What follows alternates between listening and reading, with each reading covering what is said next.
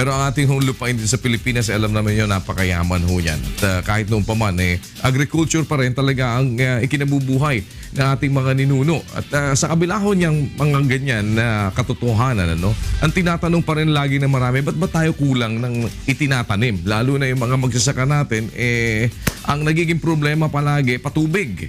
Ang dalas naman umulan dito sa atin. Konti lang daw ho nararating ng irigasyon kumpara dun sa mga pwedeng magawa ng ating mga lupain dito sa Pilipinas. Ano ba talaga ang nangyari at bakit hindi sapat ang infrastruktura na dapat sana'y maipagawa ng National Irrigation Administration o NIA? Talaga bang kulang ba pondo o wala ba silang mga talagang tumututok dyan o ano ba nangyayari? Napabayaan ba ito talaga? Meron hong bagong administrador ang NIA. Isang buwan pa lang halos to be exact. At ito ho malapit din sa ating Pangulo.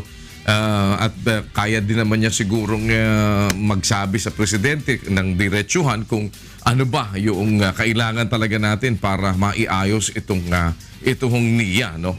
Ibig sabihin meron tayong inaasahan na magiging pagbabago dito at kung ano ba ang magiging advantage ng ating bagong administrador ng NIA dito sa pagresolba ng mga problemang ito. Dahil kung minsan parang pag kami naupo dyan, nababakbak sila. It's either, bakit yun ang napaalis? Ba't yun ang natanggal? Mga tipong gano'n. Alamin natin ang mga plano sa NIA at ating hong kausapin kung ano ngayon ang kasalukuyang kalagayan nitong ating mga patubig. Let's welcome to the program Administrator Peter Lavinia. Sir, morning po. Welcome back, welcome back. Welcome back po. And salamat sa pagpapaunlak.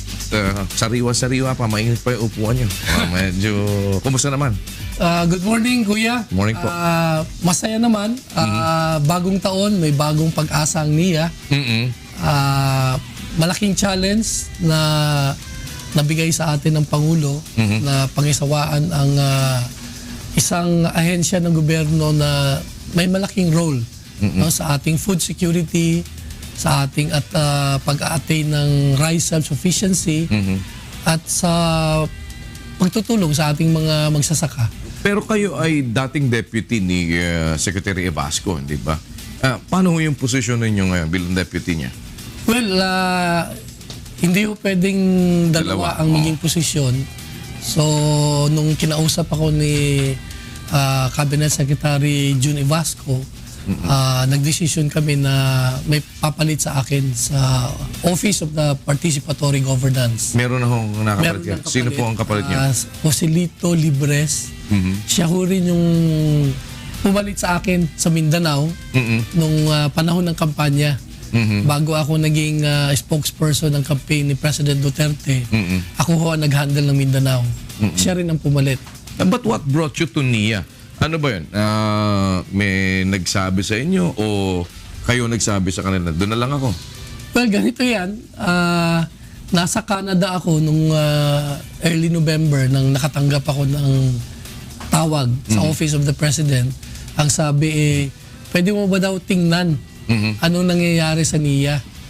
Sabi ko, sige, pagbalik ko, tingnan ko kasi nasa abroad nga ako.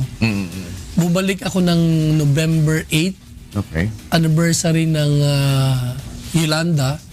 Ni President Duterte at Cabinet Secretary Evasco were in Tacloban.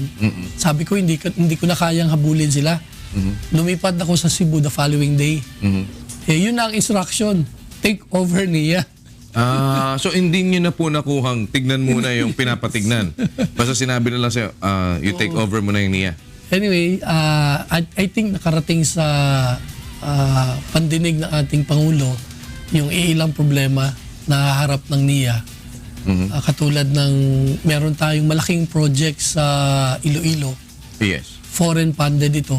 Nagkakaroon ng problema. In fact, may current case ngayon kaya hindi kami makagalaw. Meron ding malalaking project sa ibang lugar sa Pilipinas na ganoon din. Parang nag-aaway o nagtatalo ang mga kontraktor. Hindi raw yata nakakakolekta yung mga kontraktor nyo dyan eh.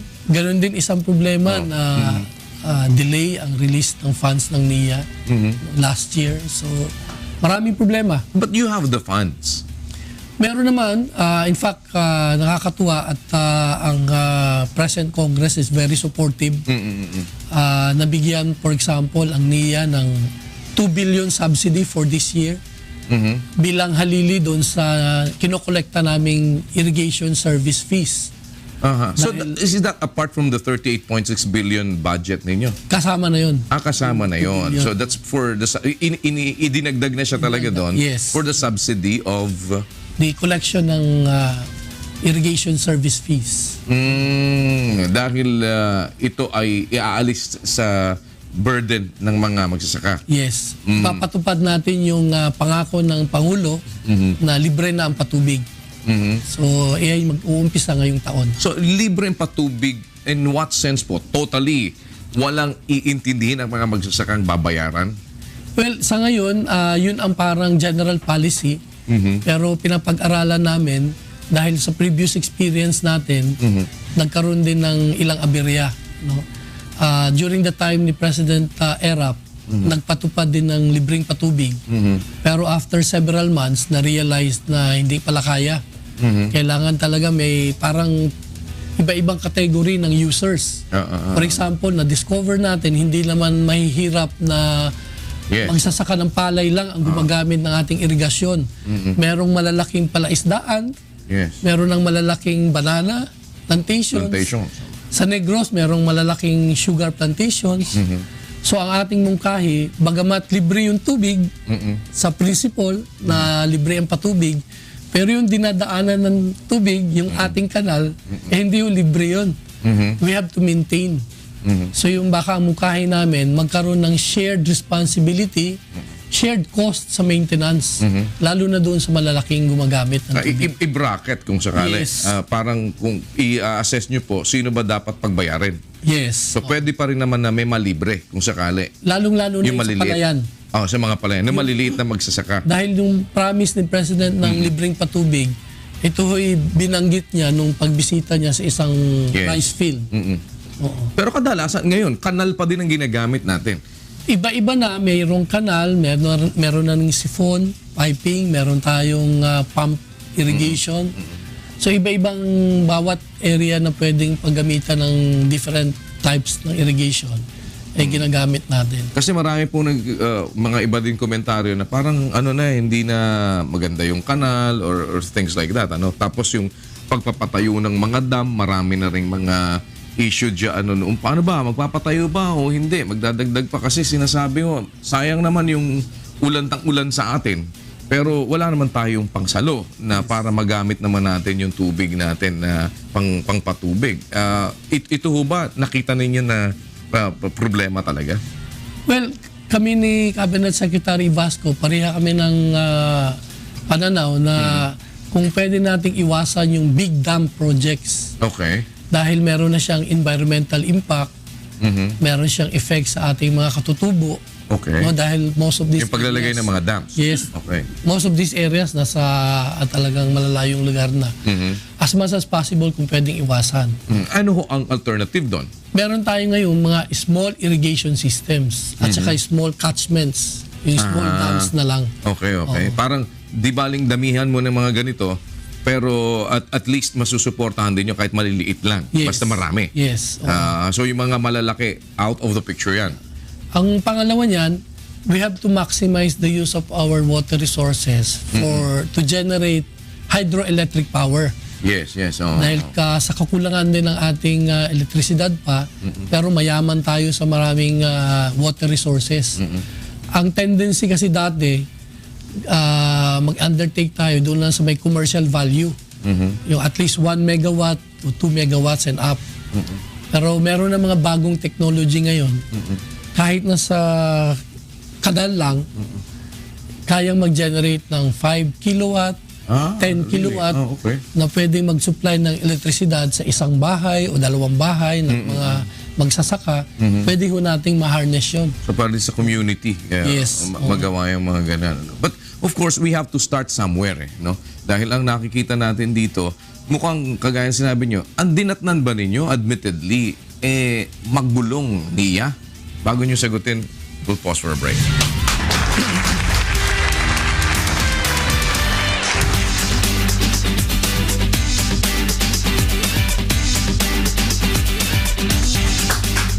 Ito ang programang Bawal ang Pikon. Get it straight with Daniel Razon. Kasama pa din po natin ating panauhin Administrator Peter Lavinia ng National Irrigation Administration. Kaupo lamang ho niya. At least nasa isang buwan mahigit ang kanyang bagong obligasyon ay ayusin itong NAIA. Sir, nakita nyo ba talaga na andinat na ninyo talagang medyo problematic at magulong NIA? Well, nagkaroon ng mga ilang transition kasi ang NIA, papalit-palit ng administrators. Yes. Nagkaroon din ng change in policy. Parang nahinto for a while yung construction. Napakarami naming mahuhusay ng mga engineers, designers, na dahil sa pag-stop nung irrigation system, nalipat sa ibang mga ahensya. Napako ang salary level ng mga taga-NIA noong 2012 pa. Okay. Dahil isa siyang losing GOCC. So, bunga nito, nagkaroon talaga ng low moral ang ating mga empleyado. In fact, nung pagdating ko, ang maraming natuwa dahil isa sa mga unang hakbang ginawa ko ay kausapin agad ang employees union. Okay. Paano natin ma-pep up ang ating mga empleyado na harapin itong mga bagong hamon. Nakakatuwa naman at very supportive. Maganda naman response. Maganda ang response. In fact, nakausap ko rin ng mga senior managers ng NIA. Nagulat sila dahil many times, puro engineers ang na-appoint as head ng NIA. Ngayon parang tingin nila sa akin, malapit sa presidente. Yun ang kanilang tingin. Totoo naman, di ba? Na pwede daw idaing nga sa Pangulo ang mga nagiging problema sa NIA. Pero ang na-appreciate ko na pagtanggap sa akin ay yung sinasabi nilang may bagong kaisipan. Okay. Na merong pagbabago na parang itahasin ang bagong direksyon ng NIA. Pero meron na ba kayong inilapit sa presidente tungkol or meron na ba kayong initial report? Mr. President, mukhang yun napuntahan ko talagang napaka-problematic at anong ngininginin yung unang maaaring pwedeng gawin ng presidente para maumpisahan itong pagbabago na to? Wala pa naman, kuya. Wala pa. Pero naipabot ko na yung 4 na focus na yun ng NIA. Una nga, ipatupad yung free irrigation system natin. So that's one among the 4 biggest plans that you have. Pero malaki ang challenge dito dahil natutuwa ang mga magsasaka on one hand dahil libre na ang patubig. Yes. Pero yung ating irrigator associations, yung mga asosasyon ng farmers, ay nalulungkot. Dahil part ng ating nakokolekta sa irrigation service fees, pupunta sa kanila as incentives. Okay. Sila ang katuwang ng NIA sa ating maintenance. So paano yun? Walang kapalit, walang subsidy? Hinahanapan natin ng paraan, ma-divide yung ating nakuhang 2 billion na merong parte doon sa Irrigator Association. Ay bibigay po sa kanila? Yes. For the maintenance ng ating mga kanal. So that is in exchange doon sa mawawala sa kanila? Yes. Okay. But in addition, hinahamon natin sila na ipagpatuloy ang pagpapalakas ng kanilang hanay, humanap sila ng ibang sources of income. Sabi namin, pwede naman siguro monthly dues or membership dues ninyo. No? At the same time, pumasok kayo sa entrepreneurship. Magnegosyo kayo para may sariling income ang ating mga asosasyon. Ang pangalawa nating gagawin, itong ibalik ang maraming irrigation projects. Ngayon ho ba totally nakastop ang mga irrigation projects? Hindi naman, pero parang 50-50%. 50% ang ating pagbabalik ng mga nasira. Okay. No? To make it operable again, rehabilitation, repair. At the same time, parang kalahati ang portion. May mga bago? Yes, bagong mga areas. Pero nakakalungkot kasi up to this time, we have only covered 57% ng lahat ng mga irrigable land sa buong bansa. So you're saying that includes na po yung inyong inire-rehabilitate and kasama na din doon yung mga bago? Yes. Gaano karami ho ba yung kalaki yung ating inire-rehab ngayon na for the meantime ay hindi nagagamit talaga? Well, malaki rin itong portion na ito. Umaabot din ng mga 50 to 60,000 hectares. So, gaano karaming ang magsasaka ang apektado doon? Almost 1-to-1. No? Ganoon din karami, mga 50,000 farmers din. Paano po nila ginagawa ngayon yung pagtubig sa kanilang mga sakahan kung hindi operable yung atin ngayong mga irrigation system? Well, nagre-rely ho tayo sa ulan. Oo. Pangalawa, meron tayong tinatawag na shallow tube well. Parang deep well. Oo, deep well. No? Oo. Meron din ini-introduce ngayon si Agriculture Secretary Manny Piñol doon naman sa solar-powered irrigation. Ito'y effective sa mga 5 to 10, maybe up to 100 hectares only. Yung ating under ho kasi sa NIA, yung talagang malawakan na over 1,000 hectares. So lahat po ng mga technology ay ginagamit natin para lang matulungan ang ating magsasaka.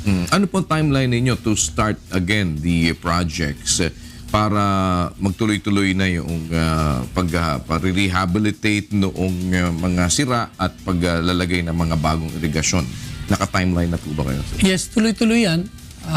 Pero malaki ang ating focus sa additional irrigation projects dahil nga sa nang naging Pangulo si President Duterte, marami ang expression of interest to help us. Yes. From China, from Japan, from South Korea, may mga multilateral agencies katulad ng Asian Development Bank, World Bank, UNDP. Maraming gustong tumulong. No? Ganun din ang ating mga members of Congress. Nakakatuwa dahil very interested sila tulungan ang NIA ngayon na maka-undertake pa ng maraming projects. Ang target natin sa kabuuan, maabot sa term ni President Duterte, ay ma-reach natin ang 70% ng ating mga flatlands na ma-irrigate pa. Ang isang kailangang nagtutulak din sa ating kuya ay lumalakas ang urbanization. Kinakain yung ating mga palayan, lalo na dito sa Regions 3 and 4. No?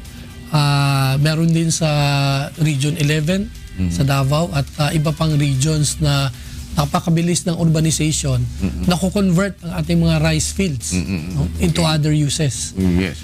So that's the second. What's the third? The third is we have to harness these water resources for hydroelectric power.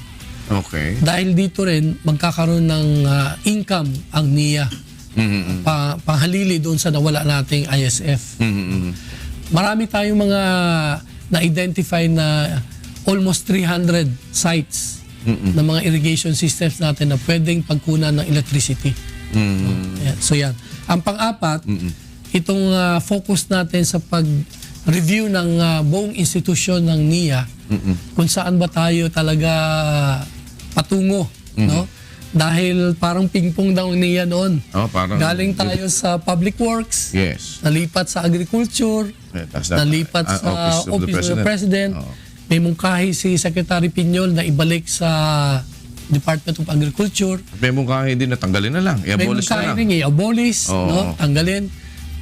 Pinapag-aralan natin itong lahat. Bunga rin na meron tayong constitutional change process. Okay. Tinutulak na ating Pangulo yung isang federal system. What will happen kung napunta tayo sa federal system? What will happen to NIA? Well, most of the functions ng national government will now be devolved. De-decentralize natin sa mga regional states. Dahil iila na lang ang government function na may iwan sa national government. Ang NIA, most likely, mapupunta sa ating regions or states. So wala na siyang national, hindi na siya national irrigation. Malamang kung meron mang maiwan, coordinating functions na lang. No? Hindi na talaga yung pag-undertake ng maraming projects pa at operations and maintenance of our systems. Kung sa ganun, malaki ang mapupuntang pondo doon sa mga regions and states. But if that happens, kagaya ho nun, ito ngayon, pinag-aawayan pa rin yung lugar, halimbawa sa Angat. Ang una sinisilbihan ninyo, amin to sa Angat. Nung una sinisilbihan nyo, Metro Manila. Dapat dito yan sa amin sa Bulacan. Parang may mga, di lalong magkakatulakan ng ganun, sir. Well, kailangan nga pag-aralan ano yung gamit ng ating tubig. No, saan ba talaga? Kasi lahat importante, pero correct. In the case of our irrigation systems na tatlo ang gumagamit. No? Una, merong gumagamit for our drinking, Yes. no, household consumption. Merong gumagamit ng irigasyon Yes. at gumagamit ng para sa hydroelectric Electricity. power. Ang idea ko naman is balansehin natin. May mga irrigation systems tayo purely for farm use. Yes. Merong farm plus hydroelectric power. Okay. At meron naman ginagamit sa tatlo. So kailangan talaga ang pag-aralan yung pagbalanse. Lahat importante. That's correct. Pero ngayon ho, ano ngayon ang situation ninyo? Kagaya dyan sa sistema nga ng hindi natin pinagtatalunan yun eh. Ano ba, sino ba dapat na i-prioritize natin dito? Kagaya sa Angat, anong issue ngayon ho ang tinitignan ninyo dyan? Unang dapat i-resolve. Talaga sa Angat, dahil isang major source ng water din siya for Metro Yes. Manila, na-balance natin yan. Pero priority, siyempre sa NIA, point of view, yung ating irigasyon para sa palayan. Yun ho bang kagaya ng LLDA, meron ba kayong mga koordinasyon ngayon dyan sa mga ganyan para dun sa pagpapalakas din ng ating irrigation? Yes, meron tayong convergence, tinatawag, with other agencies. Meron tayong close coordination with other agencies. Itong sa Laguna Lake, ang isa nakakatuwa dyan, dahil yung mga irrigation systems natin sa Cavite, Laguna, dating back from the Spanish times. Yes. No? And dahil sa urbanization nga, hindi na masyado nagagamit ito sa irigasyon para sa palayan. So meron tayong mga systems dyan na pwede nang gamitin para sa patubig, para sa bahay, household use. No? So ito identification muna ng lahat ng mga saan ba gagamitin at kung anong priority para dito, and then we move on. But yung plano na pagpapalibre doon sa mga patubig, kasi for all I know, meron ho tayong mga magsasakang dati, may mga utang. Ano ba yun? Meron bang condonation na dito o parang hindi, utang dapat bayaran? Paano ho ba yun? Well, ang posisyon ng NIA as of today, obligasyon yan na dapat bayaran. No? Iba naman yung usapin ng capacity to pay or willingness to pay. Ang gusto namin iparating sa ating mga magsasaka o gumagamit ng ating irigasyon, i-accept nila yung kanilang responsibility and obligation. Now, ibang usapin yung kailangan bayaran ba o hindi. Ang total yata amount na back accounts pwedeng makolekta ng NIA is 13 billion. 13 billion. Yes. Ito sa kabuuan ng mga may utang sa patubig Yes. ng mga magsasaka natin all over the country na yan. 13 billion. So ano ho ang scheme na gagamitin po ninyo para singilin yon? Or magkakaroon ba kayo ng ano muna, sige, bawasan natin? Meron ho bang ganon? May mga panukala na sa Kongreso. Yes. Yung nabanggit mo nga, baka condonation Okay. o writing off all these obligations. Pero hinintay ho natin yan. Para ma-waive na. Yes. Sakali. Habang wala pa yan, ang gusto lang namin iparating, shared responsibility natin yung maintenance ng Okay. ating irrigation system. So parang kahit yun muna. Yes. Kahit wag muna kayong magbayad kung sakali, but kung may bayad na, magbayad kayo. Pero kung sakali, ang gusto nyo mangyari, yung onwards, which is yung shared responsibility for the maintenance. Yes. Paano i-determine yun?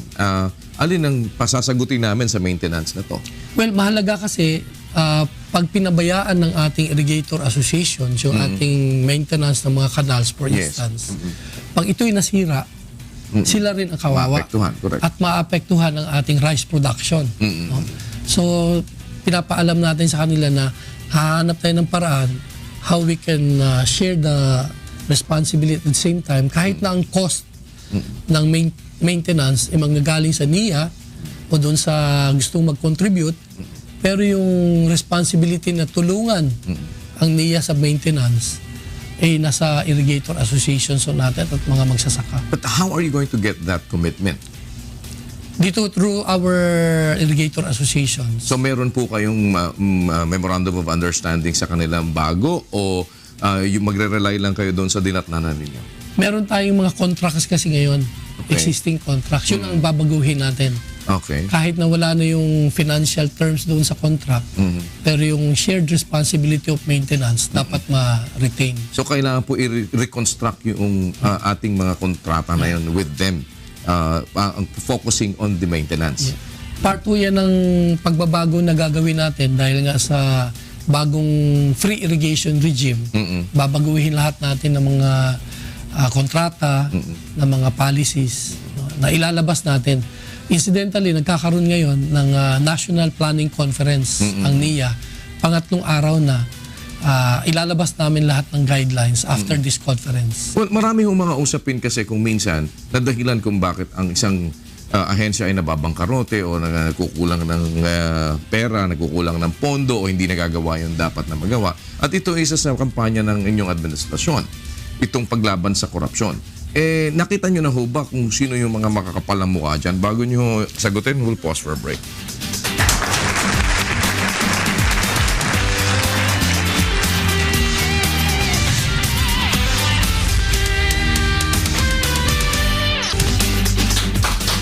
Ito ang programang Bawal ang Pikon. Get it straight with Daniel Rosong. Kasama natin Administrator Peter Lavinia ng National Irrigation Administration na nasa ilalim ng Office of the President, nanggaling ho doon sa ilalim ng Department of Agriculture na dating ang pinanggalingan naman ay Public Works. Department of Public Works na hindi nila alam kung saan ba sila talaga mapupunta. But just the same, naka-maintain pa rin ho. Ito nasa ilalim pa rin ng Office of the President at kasalukuyan nga inaayos ang lahat ng mga problema dito. But one of the problems na nakikita po dito palagi, yung pagkakaroon ng mga sindikato, pagkakaroon ng mga corrupt na officials, yung mga makakapalang muka na talagang ang iniisip yung puro pang sarili lang nila. And yan ho ay, kumbaga, it's an open secret. Kahit sa kapihan, kung saan-saan kami nakaupo, dami, gusto mo ng dun. Kayo ho ba'y na-trace na ninyo yung mga pinanggagaling at makakapalang mukha dyan sa NIA? Well, very prominent na order ng President, no? Ayusin ang mga ahensya ng gobyerno kasama ang NIA. Yes. Instructions din ni Cabinet Secretary Ibasco talaga ayusin. Lalong-lalo na yung process ng bidding, no? Pag-award ng mga project, pagsusupervise, monitor nito. In fact, meron kaming nilalabas na listing ng mga contractors. Blacklist, whitelist. No? Pero mukhang may monopolya daw yata ng mga kontratista dyan sa NIA. Nasilip nyo na ho ba yan? Well, nakita ko nga, napansin ko na parang iilang mga big contractors lang ang nakakasali, no? At nananalo sa mga projects sa NIA. Yes. Napag-alaman ko, talagang very limited ang sumasali. Kaya nga policy natin ngayon talaga open bidding. So ngayon, parang nakita nyo din ba na may rigging dyan sa bidding na nangyayari sa NIA?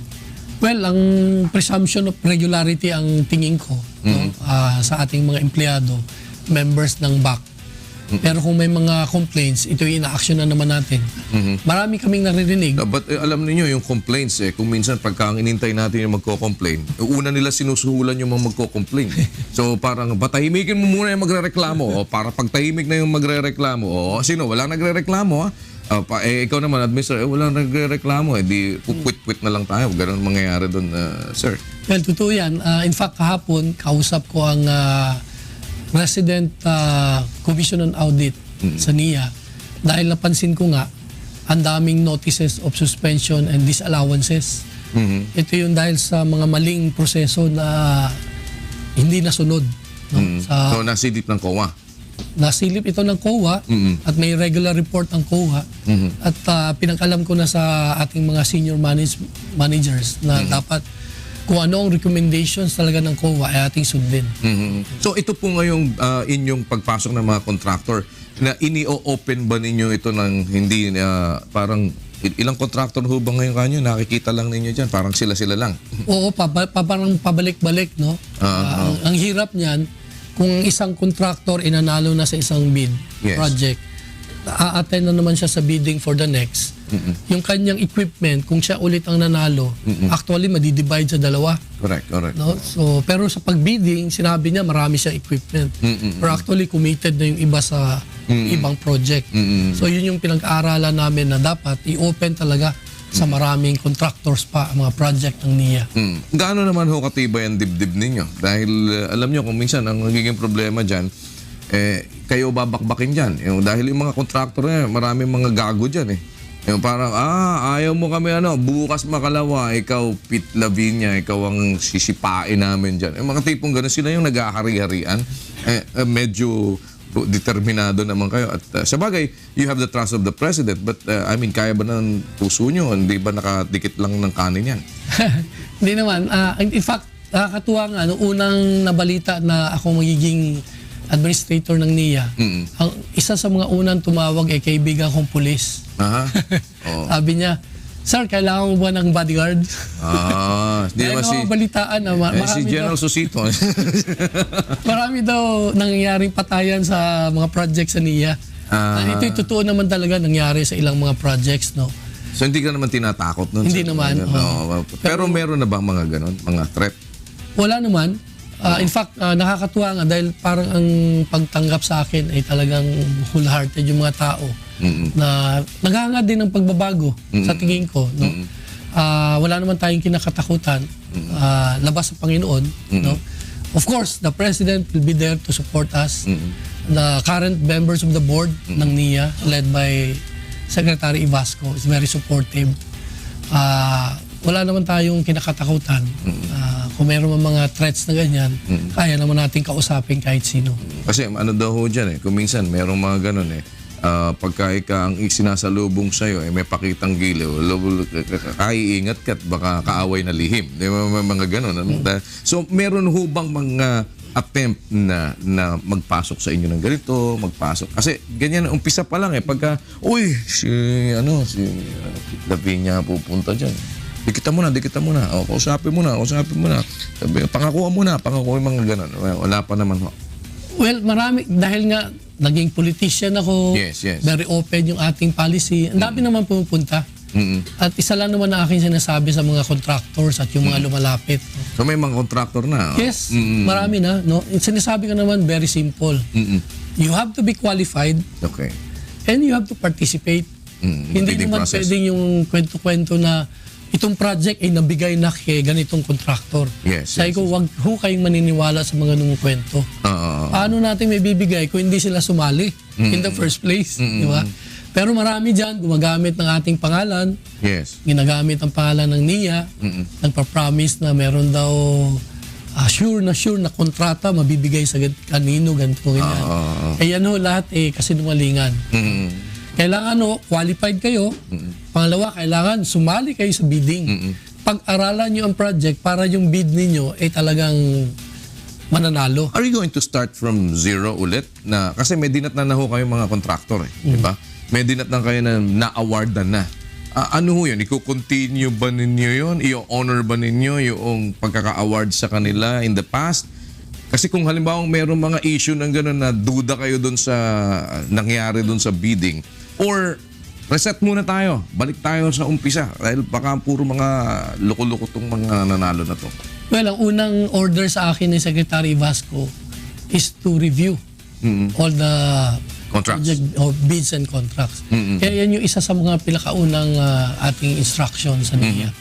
Undergoing ho yan ngayon, na-review natin. So in case na ma-review po ninyo ito, pwede kayo bigay ng order na magkaroon ulit ng bidding. Depende sa kung i-rescind yung contract. Yes, depende sa resulta ng ating pag-aaral. So ngayon ho ba, maraming projects ngayon na up for bid? Open ba ang bidding ninyo ngayon? Marami dahil sa una, delay yung release ng funds noong 2016. Oh yes, okay. Ang sum of our funds were released only August, September of last year. So dahil diyan, na-delay yung mga bidding. So it has not been awarded yet? Yes. So yun ho mga dinatnan yung contractor, hindi nyo muna pasasalihin doon sa bagong bidding o sasali nyo na naman ulit? Kasi kung mga timawa ho yung ibang mga contractor na parang meron na silang Sunday, sali pa rin ako dyan. Ano dahil yun? sa open bidding naman tayo, Oo. Sali pa din pwede siya. nakapublish din yan sa internet. So, open naman kahit sino. Pero siyempre, magdidepend sa evaluation ng ating Back. back. Oo. But what is your hand? Pagdating ho sa bidding, kasi kung minsan ganyan yung kaya nililigawan yung mga administrador, kaya nililigawan dahil meron kayong kumpas na pwedeng papanalunin mo yung o medyo naman yan. Alam niyo naman, kasi sanay din ho ako sa bidding kaya alam ko din yung sistema noong mga may tinutulak ng mga kontraktor Pagkatapos bukas makalawa, hocus-pocus lang inilagay sa'yo. Ito ho, lowest bidder paano ho, meron ba kayong dyan, say? Doon sa unang araw ng ating planning at pangalawang araw, nagkaroon tayo ng parang assessment. Ano yung mga problema? Isa sa mga malakas na problema yan, yung parang political intervention sa planning ng saang maglalagay ng irigasyon, Okay. anong project ang dapat gawin, plus yun sa mga bidding. May maraming kwento about these things na tiniterm lang largely as political intervention. Okay. Sinabi ko nga sa sa NIA, ang administrator wala akong hand sa back. Back is a purely independent body. Wala kaming influence sa kanila until they are through with their process of evaluating kung sinong mananalo. So kung halimbawa na-evaluate ng back, kasi baka naman sila ho yung involved dun sa mga kalokohan dahil hindi nyo masasabi, di ba? Dahil syempre sila yung mga nililigawan, hindi wala na kayong magagawa. Kung halimbawa nakita ninyo na, teka muna, parang di ata maganda yung ginawa nitong back na to. Paano ho ang inyong, meron ba kayong power to overrule? Well, stringent naman yung process sa evaluation. Kasama ng members ng BAC sa NIA ay yung ating representatives from the civil society o mga NGOs at saka COA.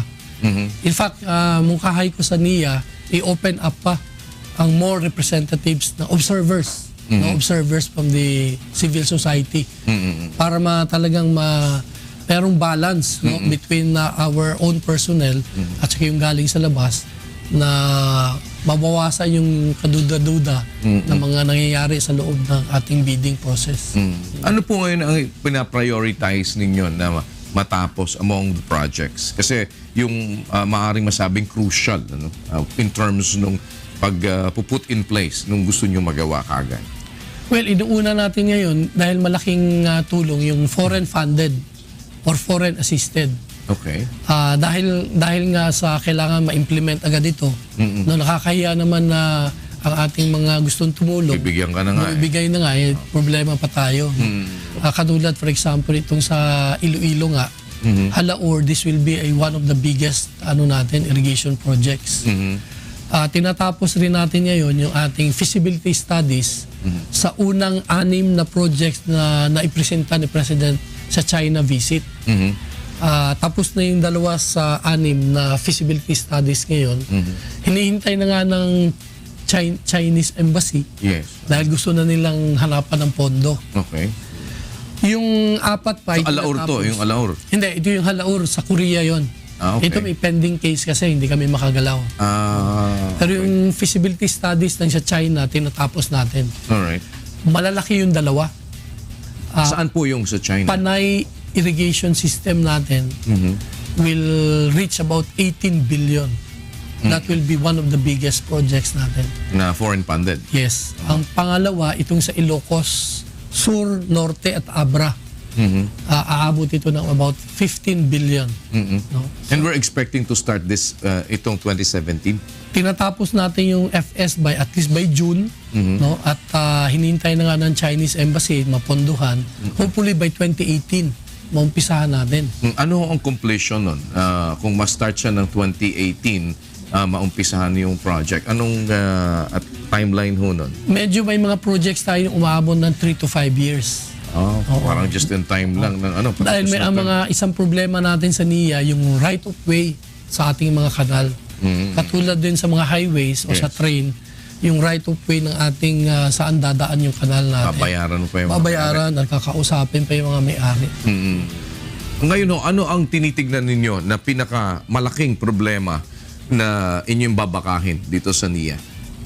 Itong Halaur ngayon sa Iloilo dahil may pending case. Ang pangalawa, itong sa Tarlac, May malaki tayong project dyan, Balog-Balog. That's 6 billion. Matagal na project na yan sa Tarlac. Dating back to the 1960s yata. Dumaan na nga ang dalawang Aquino presidents. Hindi pa matapos-tapos. No? So hopefully, umpisahan din natin yan at matapos. May dala ho ba kayong mga tao ninyo sa NIA?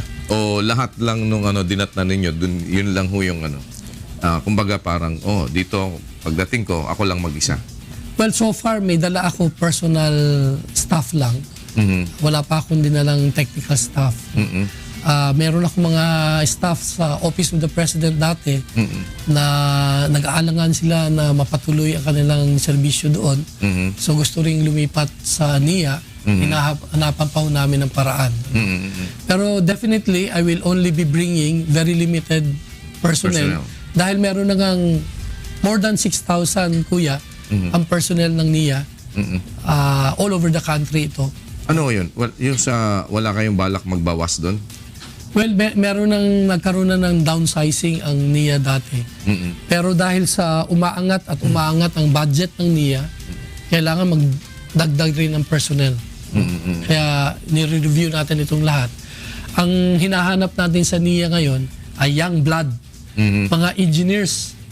Dahil nawala na nga yung ating mga corrupt engineers, nalipat na sa DPWH. Yes.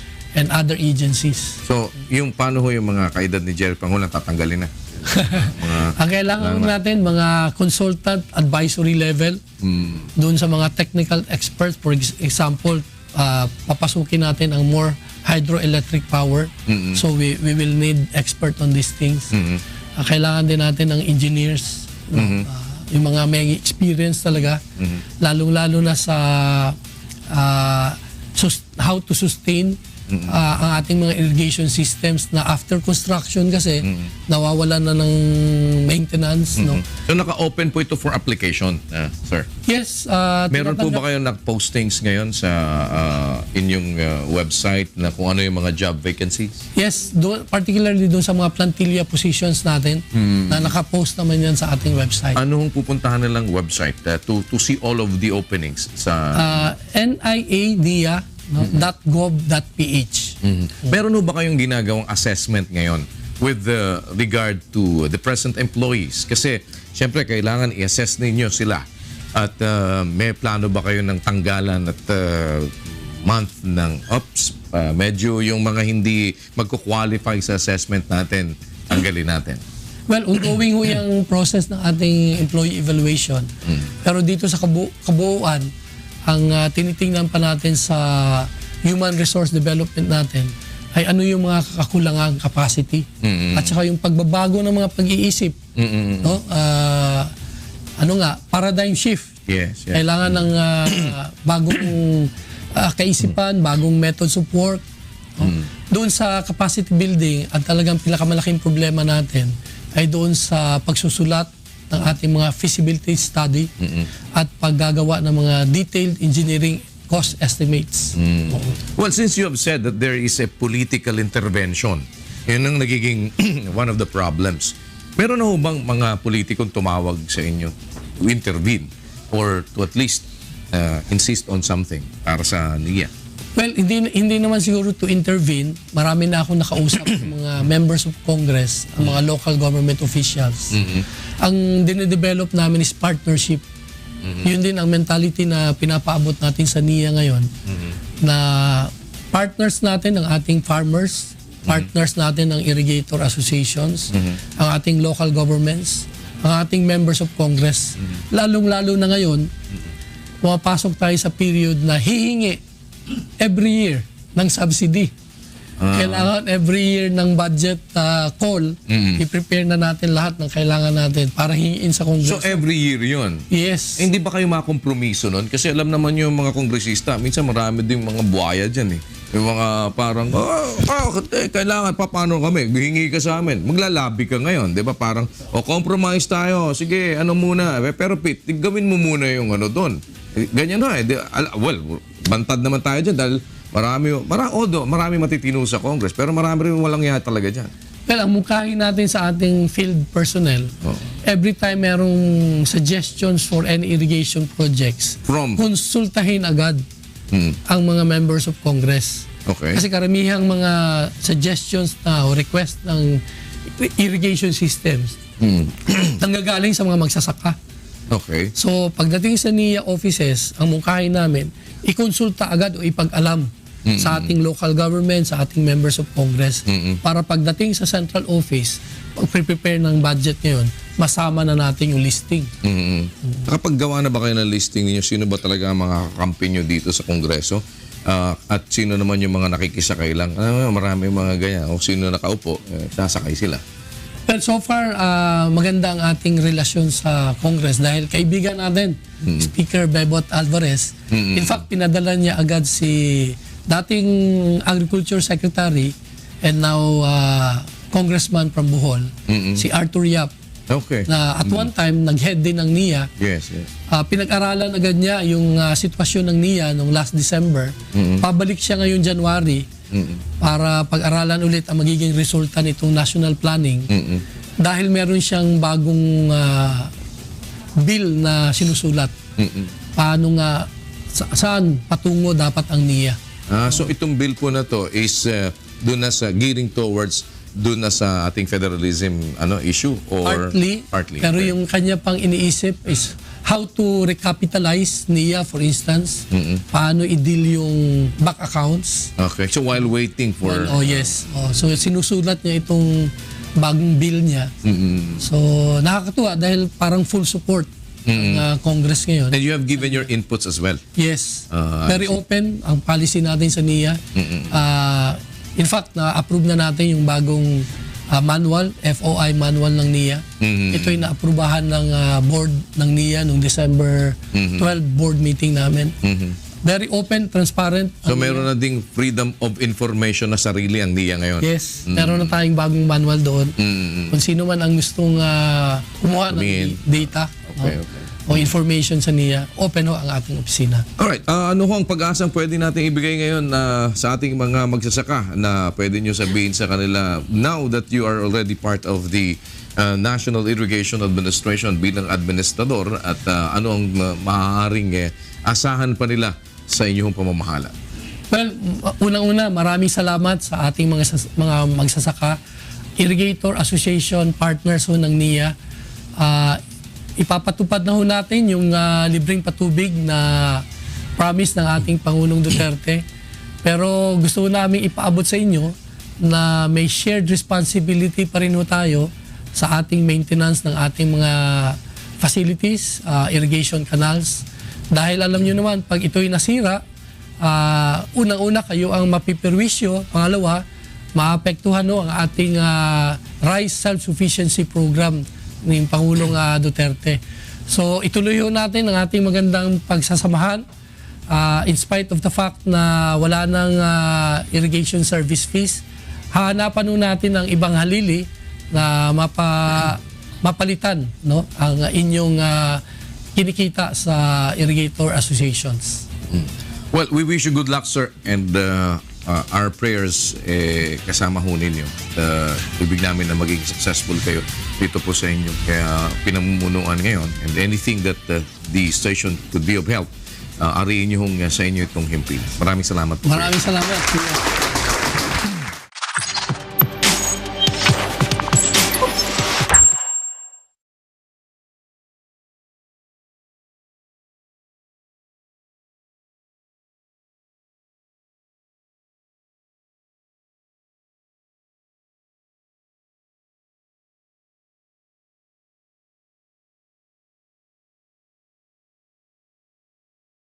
Projects. Ang target natin sa kabuuan, maabot sa term ni President Duterte, ay ma-reach natin ang 70% ng ating mga flat lands na ma-irrigate pa. Ang isang kailangang nagtutulak din sa ating kuya ay lumalakas ang urbanization. Kinakain yung ating mga palayan, lalo na dito sa Regions 3 Yes. and 4, no?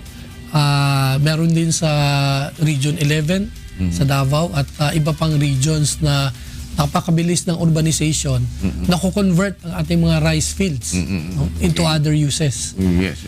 So that's the second. What's the third? The third is we have to harness these water resources for hydroelectric power.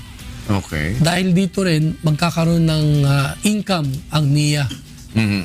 Panghalili doon sa nawala nating ISF.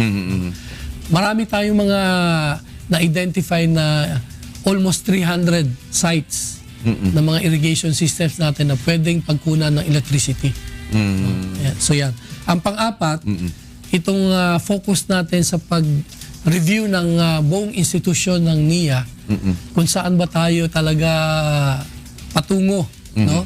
Dahil parang ping-pong daw NIA noon. Parang galing tayo sa public works, yes. nalipat sa agriculture, nalipat sa Office of the President. May mungkahi si Secretary Piñol na ibalik sa Department of Agriculture. May mungkahi din na tanggalin na lang. May mungkahi rin i-abolish, no? Tanggalin. Pinapag-aralan natin itong lahat. Bunga rin na meron tayong constitutional change process. Okay. Tinutulak na ating Pangulo yung isang federal system. What will happen kung napunta tayo sa federal system? What will happen to NIA? Well, most of the functions ng national government will now be devolved. De-decentralize natin sa mga regional states. Dahil iila na lang ang government function na may iwan sa national government. Ang NIA, most likely, mapupunta sa ating regions or states. So wala na siyang national, hindi na siya national irrigation. Malamang kung meron mang maiwan, coordinating functions na lang. No? Hindi na talaga yung pag-undertake ng maraming projects pa at operations and maintenance of our systems. Kung sa ganun, malaki ang mapupuntang pondo doon sa mga regions and states. No, but if that happens, kagaya ho nun, ito ngayon, pinag-aawayan pa rin yung lugar, halimbawa sa Angat. Ang una sinisilbihan ninyo, amin to sa Angat. Nung una sinisilbihan nyo, Metro Manila. Dapat dito yan sa amin sa Bulacan. Parang may mga, di lalong magkakatulakan ng ganun, sir. Well, kailangan nga pag-aralan ano yung gamit ng ating tubig. No, saan ba talaga? Kasi lahat importante, pero correct. In the case of our irrigation systems na tatlo ang gumagamit. No? Una, merong gumagamit for our drinking, yes. no? Household consumption. Merong gumagamit ng irigasyon, yes. at gumagamit ng para sa hydroelectric power. Ang idea ko naman is balansehin natin. May mga irrigation systems tayo purely for farm use. Yes. Merong farm plus hydroelectric power. Okay. At meron naman ginagamit sa tatlo. So, kailangan talaga ang pag-aralan yung pagbalanse. Lahat importante. That's correct. Pero ngayon ho, ano ngayon ang situation ninyo? Kagaya dyan sa sistema nga ng hindi natin pinagtatalunan yun eh. Ano ba, sino ba dapat na i-prioritize natin dito?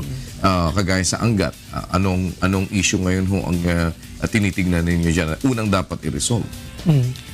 Talaga sa Angat, dahil isang major source ng water din siya for Metro Manila, na-balance natin yan. Pero priority, siyempre, sa NIA, point of view, yung ating irigasyon para sa palayan. Yun ho bang, kagaya ng LLDA, meron ba kayong mga koordinasyon ngayon dyan sa mga ganyan para dun sa pagpapalakas din ng ating irrigation?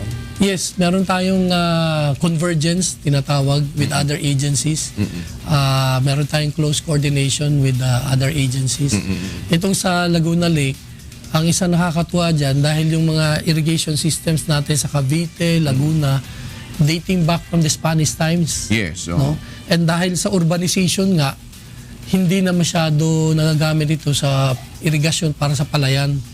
So meron tayong mga systems dyan na pwede nang gamitin para sa patubig, para sa bahay, household use. No? So ito identification muna ng lahat ng mga saan ba gagamitin at kung anong priority para dito, and then we move on. But yung plano na pagpapalibre doon sa mga patubig. Kasi for all I know, meron ho tayong mga magsasakang dati, may mga utang. Ano ba yun? Meron bang condonation na dito o parang hindi, utang dapat bayaran? Paano ho ba yun? Well, ang posisyon ng NIA as of today, obligasyon yan na dapat bayaran. No? Iba naman yung usapin ng capacity to pay or willingness to pay. Ang gusto namin iparating sa ating mga magsasaka o gumagamit ng ating irigasyon, i-accept nila yung kanilang responsibility and obligation. Now, ibang usapin yung kailangan bayaran ba o hindi. Ang total yata amount na back accounts pwedeng makolekta ng NIA is 13 billion. 13 billion. Yes. Ito sa kabuuan ng mga may utang sa patubig Yes. ng mga magsasaka natin all over the country na yan. 13 billion. So ano ho ang scheme na gagamitin po ninyo para singilin yun? Or magkakaroon ba kayo ng, ano muna, sige, bawasan natin? Meron ho bang ganon? May mga panukala na sa Kongreso. Yes. Yung nabanggit mo nga, baka condonation Okay. o writing off all these obligations. Pero hinintay ho natin yan. Para ma-waive na. Yes. Sakali. Habang wala pa yan, ang gusto lang namin iparating, shared responsibility natin yung maintenance ng Okay. ating irrigation system. So parang kahit yun muna. Yes. Kahit wag muna kayong magbayad kung sakali, but kung may bayad na, magbayad kayo. Pero kung sakali, ang gusto nyo mangyari, yung onwards, which is yung shared responsibility for the maintenance. Yes. Paano i-determine yun? Alin ang pasasagutin namin sa maintenance na to? Well, mahalaga kasi pag pinabayaan ng ating irrigator association, yung ating maintenance ng mga canals, for Yes. instance, pag ito'y nasira, sila rin ang kawawa. Maapektuhan, correct. At maapektuhan ang ating rice production. No? So, pinapaalam natin sa kanila na hahanap tayo ng paraan how we can share the responsibility at the same time kahit na ang cost ng maintenance ay manggagaling sa NIA o doon sa gustong mag-contribute, pero yung responsibility na tulungan ang NIA sa maintenance ay nasa irrigator associations natin at mga magsasaka. But how are you going to get that commitment? Dito through our irrigator associations. So meron po kayong memorandum of understanding sa kanilang bago o yung magre-rely lang kayo doon sa dinatnanan ninyo? Meron tayong mga contracts kasi ngayon, existing contracts. Yun ang babaguhin natin. Okay. Kahit na wala na yung financial terms doon sa contract, pero yung shared responsibility of maintenance dapat ma-retain. So kailangan po i-reconstruct yung ating mga kontrata na yun with them, focusing on the maintenance. Part po yan ng pagbabago na gagawin natin dahil nga sa bagong free irrigation regime, babaguhin lahat natin ng mga kontrata, ng mga policies na ilalabas natin. Incidentally, nagkakaroon ngayon ng National Planning Conference sa ating pag-aaral. So ngayon ho ba, maraming projects ngayon na up for bid? Open ba ang bidding ninyo ngayon? Marami dahil sa una, delay yung release ng funds noong 2016. Oh yes, okay. Ang some of our funds were released only August, September of last year. So dahil diyan, na-delay yung mga bidding. So it has not been awarded yet? Yes. So yun ho mga dinatnan yung contractor, hindi nyo muna pasasalihin doon sa bagong bidding o sasali nyo na naman ulit? Kasi kung mga timawa ho yung ibang mga contractor na parang meron na silang Sunday, sali pa rin ako dyan. Ano dahil yun? sa open bidding naman tayo, Oo. nakapublish Sali pa din siya. din yan sa internet. So open naman kahit sino. Pero siyempre, magdidepend sa evaluation ng ating Back. back. But what is your hand pagdating ho sa bidding? Kasi kung minsan ganyan yung kaya nililigawan yung mga administrador, kaya nililigawan dahil meron kayong kumpas na pwedeng papanalunin mo yung o medyo naman yan. Alam niyo naman kasi sanay din ho ako sa bidding kaya alam ko din yung sistema noong mga may tinutulak na mga contractor Pagkatapos bukas makalawa, hocus-pocus lang inilagay sa'yo. Ito ho lowest bidder paano ho meron ba kayong dyan, say? Doon sa unang araw ng ating planning at pangalawang araw, nagkaroon tayo ng parang assessment. Ano yung mga problema? Isa sa mga malakas na problema yan, yung parang political intervention sa planning ng saang maglalagay ng irigasyon, Okay. anong project ang dapat gawin, plus yun sa mga bidding. May maraming kwento about these things na tiniterm lang largely as political intervention. Okay. Sinabi ko nga sa sa NIA, ang administrator wala hong hand sa BAC. BAC is a purely independent body. Wala kaming influence sa kanila until they are through with their process of evaluating kung sinong mananalo. So kung halimbawa na-evaluate ng BAC, kasi baka naman sila yung involved dun sa mga kalokohan dahil hindi nyo masasabi, di ba? Dahil siyempre sila yung mga nililigawan, hindi wala na kayong magagawa. Kung halimbawa nakita ninyo na, teka muna, parang di ata maganda yung ginawa nitong BAC na to. Paano ho ang inyong, meron ba kayong power to overrule? Well, stringent naman yung process sa evaluation. No? Kasama ng members ng BAC sa NIA ay yung ating representatives from the civil society, o mga NGOs, at saka COA. In fact, mungkahay ko sa NIA, i-open up pa ang more representatives na observers, no, observers from the civil society, para talagang merong balance, no, between our own personnel at saka yung galing sa labas, na mabawasan yung kaduda-duda na mga nangyayari sa loob ng ating bidding process.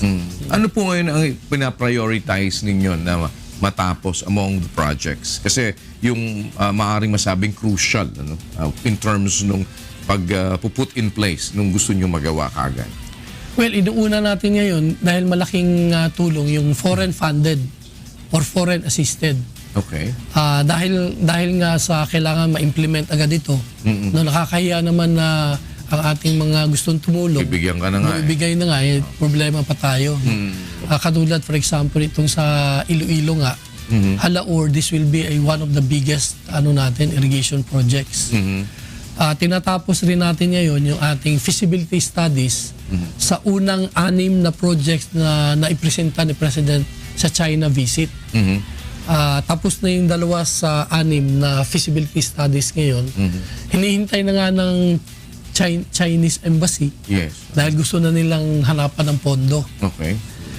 Yung 4 pa. So, Alaur to, yung Alaur. Hindi, ito yung Halaur sa Korea yon. Okay. Ito may pending case kasi hindi kami makagalaw. Pero yung feasibility studies ng sa China, tinatapos natin. Alright. Malalaki yung 2. Saan po yung sa China? Panay irrigation system natin will reach about 18 billion. That will be one of the biggest projects natin. Na foreign funded? Yes. Ang pangalawa, itong sa Ilocos Sur, Norte at Abra. Aabot ito ng about 15 billion. No? And we're expecting to start this itong 2017? Tinatapos natin yung FS by at least by June, no? At hinihintay na nga ng Chinese embassy maponduhan. Hopefully by 2018 maumpisahan natin. Ano ang completion nun? Kung ma-start siya ng 2018, maumpisahan yung project. Anong timeline ho nun? Medyo may mga projects tayo umaabot ng 3 to 5 years. Parang just in time lang ng ano. Dahil may mga isang problema natin sa NIA, yung right of way sa ating mga kanal. Katulad din sa mga highways o sa train, yung right of way ng ating saan dadaan yung kanal natin. Babayaran pa yung babayaran at kakausapin pa yung mga may-ari. Ngayon, ano ang tinitignan ninyo na pinakamalaking problema na inyong babakahin dito sa NIA? Itong Halaur ngayon sa Iloilo dahil may pending case. Ang pangalawa, itong sa Tarlac. May malaki tayong project dyan, Balog-Balog. That's 6 billion. Matagal na project na yan sa Tarlac. Dating back to the 1960s yata. Dumaan na nga ang 2 Aquino presidents. Hindi pa matapos-tapos. No? So hopefully, umpisahan din natin yan at matapos. May dala ho ba kayong mga tao ninyo sa NIA? O lahat lang nung dinatnan ninyo, yun lang ho yung kumbaga parang, dito pagdating ko, ako lang mag-isa? Well, so far may dala ako personal staff lang. Wala pa akong dinalang technical staff. Meron ako mga staff sa Office of the President dati na nag-aalangan sila na mapatuloy ang kanilang serbisyo doon. So gusto ring lumipat sa NIA. Hinahanapan pa ho namin ng paraan. Pero definitely, I will only be bringing very limited personnel. Dahil meron na ngang more than 6,000, kuya, ang personnel ng NIA. All over the country ito. Ano yun? Yung sa wala kayong balak magbawas doon? Well, meron nagkaroon na ng downsizing ang NIA dati. Pero dahil sa umaangat ang budget ng NIA, kailangan magdagdag rin ng personnel. Kaya nire-review natin itong lahat. Ang hinahanap natin sa NIA ngayon ay young blood. Mga engineers dahil nawala na nga yung ating mga Corps of Engineers, nalipat na sa DPWH Yes. and other agencies. So, yung paano ho yung mga kaedad ni Jerry Pangulan tatanggalin na? Mga, Ang kailangan natin, mga consultant advisory level, doon sa mga technical experts. For example, papasukin natin ang more hydroelectric power. So we will need expert on these things. Kailangan din natin ng engineers, yung mga may experience talaga, lalong-lalo na sa how to sustain ang ating mga irrigation systems na after construction kasi nawawalan na ng maintenance. No? So naka-open po ito for application, sir? Yes. Meron po ba kayo nag-postings ngayon sa inyong website na kung ano yung mga job vacancies? Yes, particularly doon sa mga plantilla positions natin na naka-post naman yan sa ating website. Anong pupuntahan nilang website to see all of the openings sa NIADIA .gov.ph. Meron ho ba kayong ginagawang assessment ngayon with regard to the present employees? Kasi syempre kailangan i-assess ninyo sila. At may plano ba kayo ng tanggalan at month ng ops? Medyo yung mga hindi magko-qualify sa assessment natin. Ang NIA, pangatlong araw na ilalabas namin lahat ng guidelines after this conference. Well, marami hong mga usapin kasi kung minsan na dahilan kung bakit ang isang ahensya ay nababangkarote o nagkukulang ng pera, nagkukulang ng pondo o hindi nagagawa yung dapat na magawa. At ito isa sa kampanya ng inyong administrasyon, itong paglaban sa korupsyon. Nakita nyo na ho ba kung sino yung mga makakapalang mukha dyan? Bago nyo sagutin, we'll pause for a break.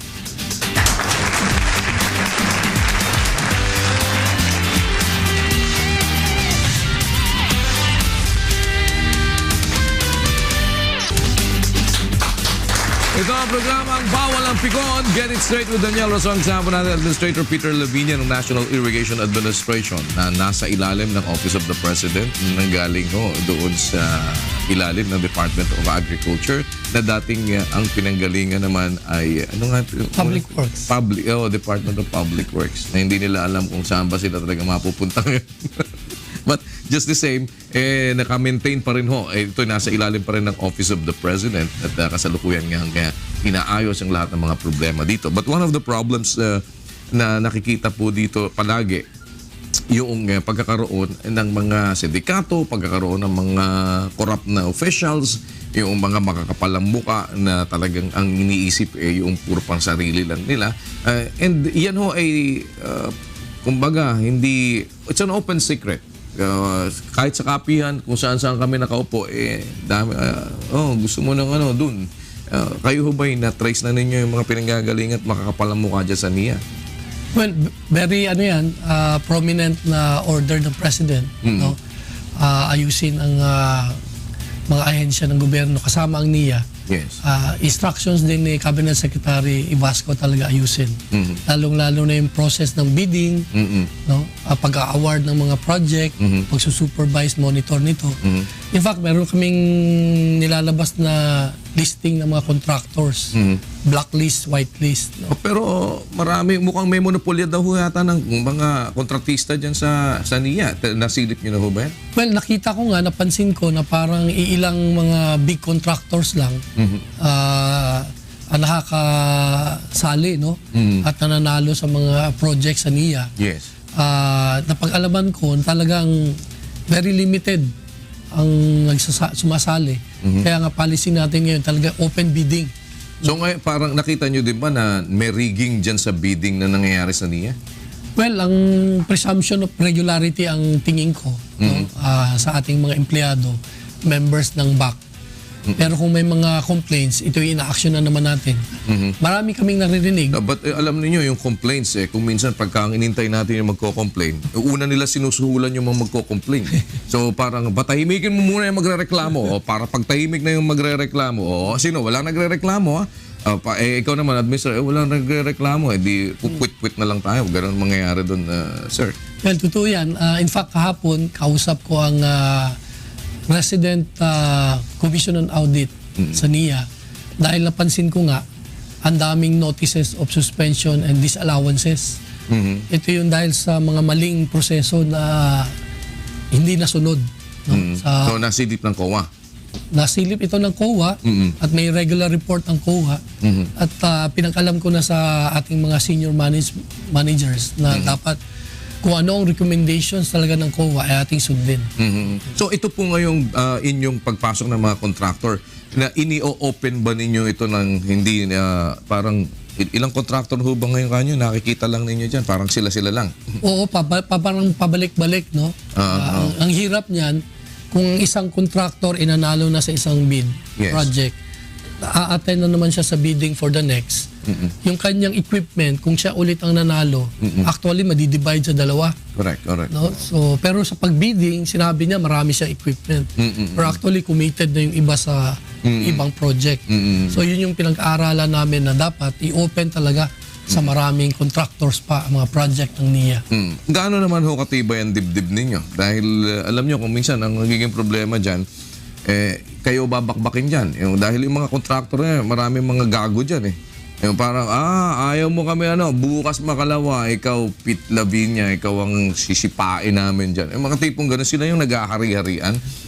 Medyo determinado naman kayo. At sa bagay, you have the trust of the president. But I mean, kaya ba ng puso nyo? Hindi ba nakadikit lang ng kanin yan? Hindi naman. In fact, nakakatuwa nga, unang nabalita na ako magiging administrator ng NIA, ang isa sa mga unang tumawag ay kaibigan kong pulis. Sabi niya, "Sir, kailangan mo ba ng bodyguard?" Di naman si balitaan na si General Susito. Marami daw nangyayaring patayan sa mga projects sa NIA. Ito'y totoo naman talaga nangyari sa ilang mga projects, no? So hindi ka naman tinatakot nun? Hindi naman. Pero meron na ba mga ganon? Mga threat? Wala naman. In fact, nakakatuwa nga dahil parang ang pagtanggap sa akin ay talagang wholehearted yung mga tao na naghahangad din ng pagbabago sa tingin ko. No? Wala naman tayong kinakatakutan labas sa Panginoon. No? Of course, the President will be there to support us. The current members of the board ng NIA led by Secretary Ivasco is very supportive. Wala naman tayong kinakatakutan. Kung meron mga threats na ganyan, kaya naman natin kausapin kahit sino. Kasi ano daw ho dyan kung minsan merong mga ganun pagka ang isinasalubong sa'yo may pakitang giliw, kaiingat ka at baka kaaway na lihim. Di ba mga ganun? So meron ho bang mga attempt na magpasok sa inyo ng ganito, magpasok? Kasi ganyan, umpisa pa lang pagka, si Lavinia pupunta dyan. Dikita mo na. O, kausapin mo na. Sabi, pangakuha mo na, yung mga ganun. Wala pa naman ho. Well, marami. Dahil nga, naging politician ako. Yes. Very open yung ating policy. Ang dami naman pumupunta. At isa lang naman na aking sinasabi sa mga contractors at yung mga lumalapit. So may mga contractor na? Yes, marami na. No? Sinasabi ko naman, very simple. You have to be qualified. Okay. And you have to participate. Hindi naman pwedeng yung kwento-kwento na itong project ay nabigay na kay ganitong contractor. Sabi ko, wag ho kayong maniniwala sa mga nung kwento. Paano natin may bibigay kung hindi sila sumali in the first place? Di ba? Pero marami dyan, gumagamit ng ating pangalan. Ginagamit ang pangalan ng NIA. Nagpa-promise na meron daw sure na kontrata mabibigay sa kanino, ganito, ganyan. Yan ho lahat kasinungalingan. Kailangan qualified kayo. Pangalawa, kailangan sumali kayo sa bidding. Pag-aralan nyo ang project para yung bid ninyo ay talagang mananalo. Are you going to start from zero ulit? Kasi may dinatnan na ho kayo mga contractor di ba? May dinatnan kayo na na-awardan na. Ano ho yun? Iko-continue ba ninyo yun? I-honor ba ninyo yung pagkaka-award sa kanila in the past? Kasi kung halimbawa mayroong mga issue ng gano'n na duda kayo doon sa nangyari doon sa bidding, or reset muna tayo, balik tayo sa umpisa dahil baka puro mga loko-loko tong mga nanalo na to. Well, ang unang order sa akin ni Secretary Vasco is to review all the contracts, bids and contracts. Kaya yan yung isa sa mga pinakaunang ating instructions sa NIA. Undergoing ho yan ngayon, na-review natin. So in case na ma-review po ninyo ito, pwede kayong bigay ng order na magkaroon ulit ng bidding.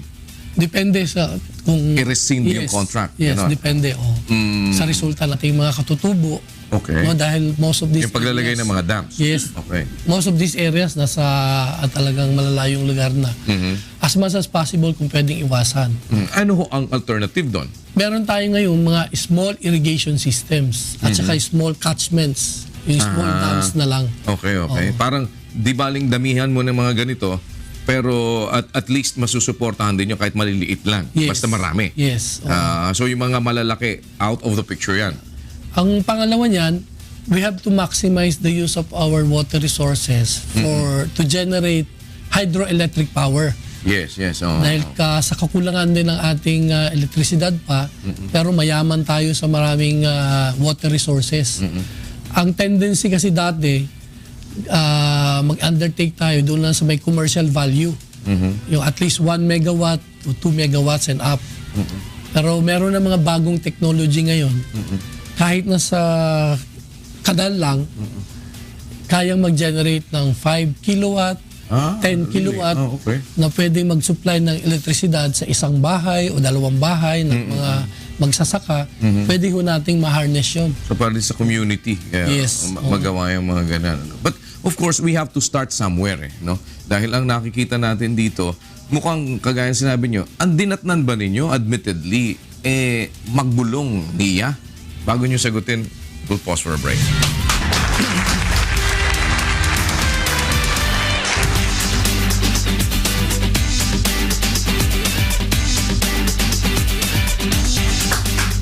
Ito ang programang Bawal ang Pikon. Get it straight with Daniel Razon. Kasama pa din po natin ating panauhin Administrator Peter Lavinia ng National Irrigation Administration. Kaupo lamang ho niya. At least nasa isang buwan mahigit ang kanyang bagong obligasyon ay ayusin itong NAIA. Sir, nakita nyo ba talaga na dinatnan ninyo talagang medyo problematic at magulong NIA? Well, nagkaroon ng mga ilang transition kasi ang NIA, papalit-palit ng administrators. Yes. Nagkaroon din ng change in policy. Parang nahinto for a while yung construction. Napakarami naming mahuhusay ng mga engineers, designers, na dahil sa pag-stop nung irrigation system, nalipat sa ibang mga ahensya. Napako ang salary level ng mga taga-NIA noong 2012 pa. Okay. Dahil isa siyang losing GOCC. So, bunga nito, nagkaroon talaga ng low moral ang ating mga empleyado. In fact, nung pagdating ko, ang maraming natuwa dahil isa sa mga unang hakbang ginawa ko ay kausapin agad ang employees union. Okay. Paano natin ma-pep up ang ating mga empleyado na harapin itong mga bagong hamon. Nakakatuwa naman at very supportive. Maganda naman response. Maganda ang response. In fact, nakausap ko rin ng mga senior managers ng NIA. Nagulat sila dahil many times, puro engineers ang na-appoint as head ng NIA. Ngayon parang tingin nila sa akin, malapit sa presidente. Yun ang kanilang tingin. Totoo naman, di ba? Na pwede daw idaing nga sa Pangulo ang mga nagiging problema sa NIA. Pero ang na-appreciate ko na pagtanggap sa akin ay yung sinasabi nilang may bagong kaisipan. Okay. Na merong pagbabago na parang itahasin ang bagong direksyon ng NIA. Pero meron na ba kayong inilapit sa presidente tungkol or meron na ba kayong initial report? Mr. President, mukhang yun napuntahan ko talagang napaka-problematic at anong ngininginin yung unang maaaring pwedeng gawin ng presidente para maumpisahan itong pagbabago na to? Wala pa naman, kuya. Wala pa. Pero naipabot ko na yung 4 na focus na yun ng NIA. Una nga, ipatupad yung free irrigation system natin. So that's one among the 4 Yes, biggest plans that you have. Pero malaki ang challenge dito dahil natutuwa ang mga magsasaka on one hand dahil libre na ang patubig. Yes. Pero yung ating irrigator associations, yung mga asosasyon ng farmers, ay nalulungkot. Dahil part ng ating nakokolekta sa irrigation service fees, pupunta sa kanila as incentives. Okay. Sila ang katuwang ng NIA sa ating maintenance. So paano yun? Walang kapalit? Walang subsidy? hinahanapan natin ng paraan ma-divide yung ating nakuhang 2 billion na merong parte doon sa Irrigator Association. Ibibigay po sa kanila. Yes. For the maintenance ng ating mga kanal. So that is in exchange doon sa mawawala sa kanila. Yes. Okay. But in addition, hinahamon natin sila na ipagpatuloy ang pagpapalakas ng kanilang hanay, humanap sila ng ibang sources of income. Sabi namin, pwede naman siguro monthly dues or membership dues ninyo. No? At the same time, pumasok kayo sa entrepreneurship. Magnegosyo kayo para may sariling income ang ating mga asosasyon. Ang pangalawa nating gagawin, itong ibalik ang maraming irrigation projects. Ngayon ho ba totally nakastop ang mga irrigation projects? Hindi naman, pero parang 50-50%. 50% ang ating pagbabalik ng mga nasira, Okay. no? To make it operable again, rehabilitation, repair. At the same time, parang kalahati ang portion. Pag may mga bago. Yes, bagong mga areas. Pero nakakalungkot kasi up to this time, we have only covered 57% ng lahat ng mga irrigable land sa buong bansa. So you're saying that includes na po yung inyong inire-rehabilitate and kasama na din doon yung mga bago. Yes. Gaano karami ho ba yung kalaki yung ating inire-rehab ngayon na for the meantime ay hindi nagagamit talaga? Well, malaki rin itong portion na ito. Umaabot din ng mga 50 to 60,000 hectares. So gaano karaming magsasaka ang apektado doon? Almost 1-to-1. No? Ganoon din karami. Mga 50,000 farmers din. Paano po nila ginagawa ngayon yung pagtubig sa kanilang mga sakahan kung hindi operable yung atin ngayong mga irrigation system?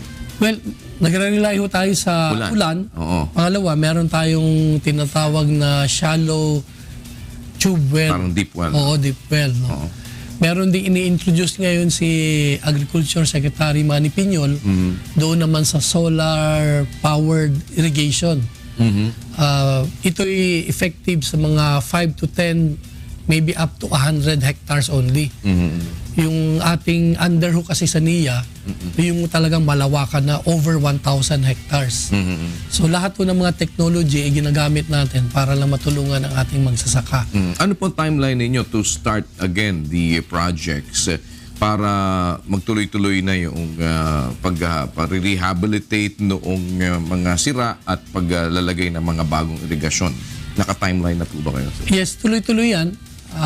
Pero malaki ang ating focus sa additional irrigation projects dahil nga sa nang naging Pangulo si President Duterte, marami ang expression of interest to help us. Yes.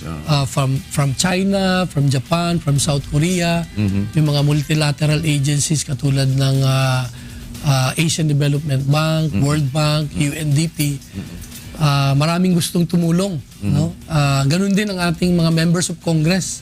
Nakakatuwa dahil very interested sila tulungan ang NIA ngayon na maka-undertake pa ng maraming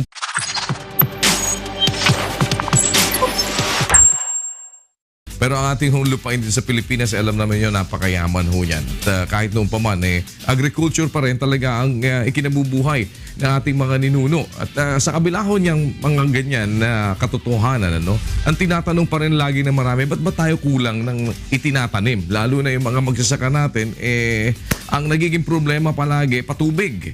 Ang dalas naman umulan dito sa atin. Konti lang daw ho nararating ng irigasyon kumpara dun sa mga pwedeng magawa ng ating mga lupain dito sa Pilipinas. Ano ba talaga ang nangyari at bakit hindi sapat ang infrastruktura na dapat sana'y maipagawa ng National Irrigation Administration o NIA?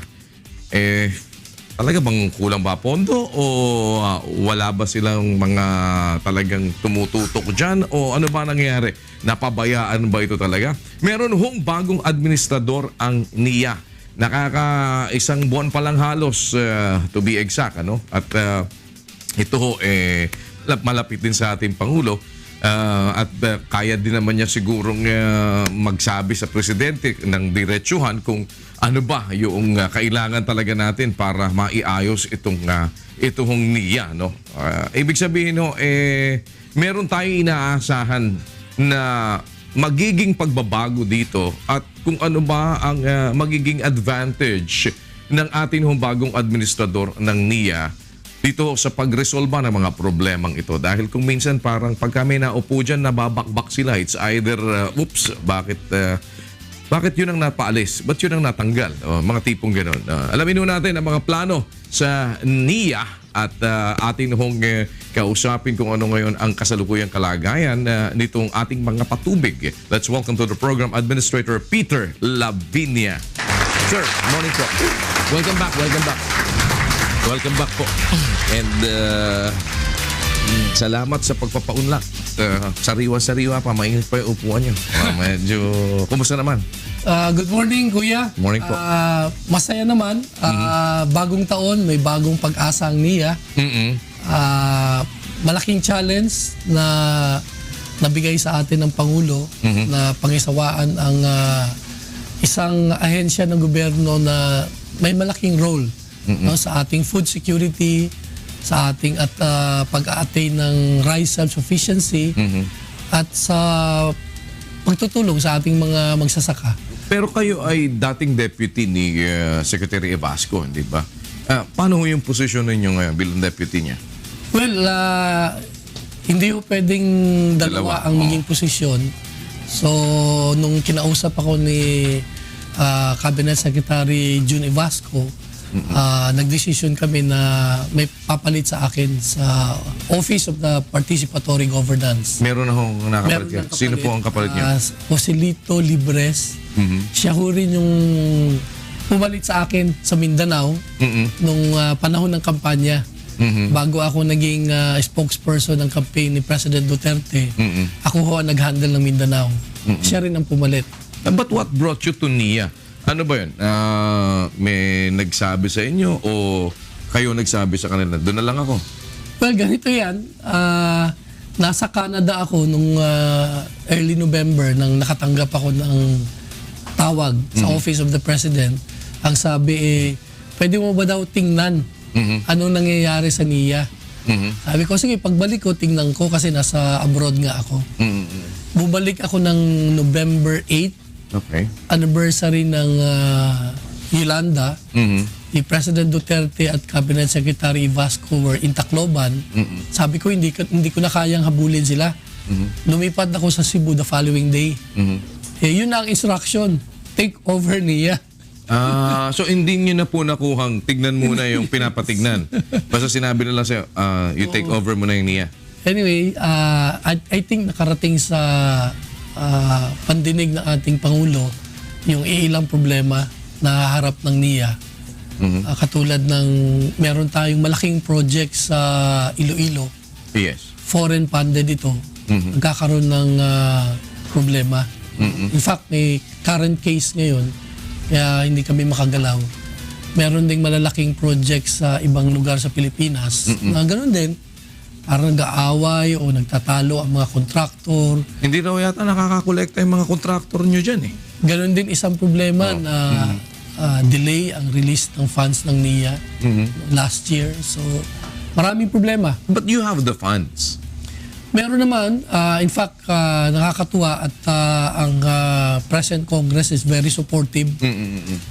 Nabigyan, for example, ang NIA ng 2 billion subsidy for this year. Bilang halili doon sa kinokolekta naming irrigation service fees. So is that apart from the 38.6 billion budget ninyo? Kasama na yun. Kasama na yun. So that's for the idinagdag na siya talaga doon. Yes. For the subsidy of the collection ng irrigation service fees. Dahil ito ay iaalis sa burden ng mga magsasaka. Yes. Papatupad natin yung pangako ng Pangulo na libre na ang patubig. So, ay mag-uumpisa ngayong taon. So, libre ang patubig in what sense po? Totally walang iintindihin ang mga magsasakang babayaran? Well, sa ngayon, yun ang parang general policy. Pero pinapag-aralan namin dahil sa previous experience natin, nagkaroon din ng ilang aberya. No? During the time ni President Erap, nagpatupad din ng libreng patubig. Pero after several months, na-realize na hindi pala kaya. Kailangan talaga may parang iba-ibang category ng users. For example, na-discover natin, hindi naman mahihirap na magsasaka ng palay lang ang gumagamit ng ating irigasyon. Merong malalaking palaisdaan, meron ng malalaking banana plantations.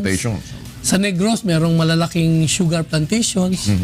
So ang ating mungkahi, bagamat libre yung tubig sa principle na libre ang patubig, pero yung dinadaanan ng tubig, yung ating kanal, hindi yung libre yun. We have to maintain. So yung baka ang mungkahi namin, magkaroon ng shared responsibility, shared cost sa maintenance, lalo na doon sa malalaking gumagamit ng tubig. I-bracket kung sakali. Yes. Parang kung i-assess nyo po, sino ba dapat pagbayarin? Yes. So pwede pa rin naman na may malibre kung sakali. Lalong-lalo na yung sa palayan.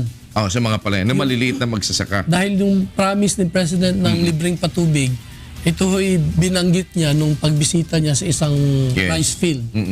Oo. Pero kadalasan ngayon, kanal pa din ang ginagamit natin. Iba-iba na, mayroong kanal, meron na ng siphon, piping, meron tayong pump irrigation. So iba-ibang bawat area na pwedeng paggamitan ng different types ng irrigation ay ginagamit natin. Kasi marami po mga iba din komentaryo na parang hindi na maganda yung kanal or things like that. Tapos yung pagpapatayo ng mga dam, marami na ring mga issue dyan. Paano ba? Magpapatayo ba o hindi? Magdadagdag pa kasi sinasabi mo, sayang naman yung ulan sa atin. Pero wala naman tayong pangsalo na para magamit naman natin yung tubig natin na pangpatubig. Ito ho ba, nakita ninyo na problema talaga? Well, kami ni Cabinet Secretary Vasco, pareha kami ng pananaw na kung pwede nating iwasan yung big dam projects. Okay. Dahil meron na siyang environmental impact, meron siyang effect sa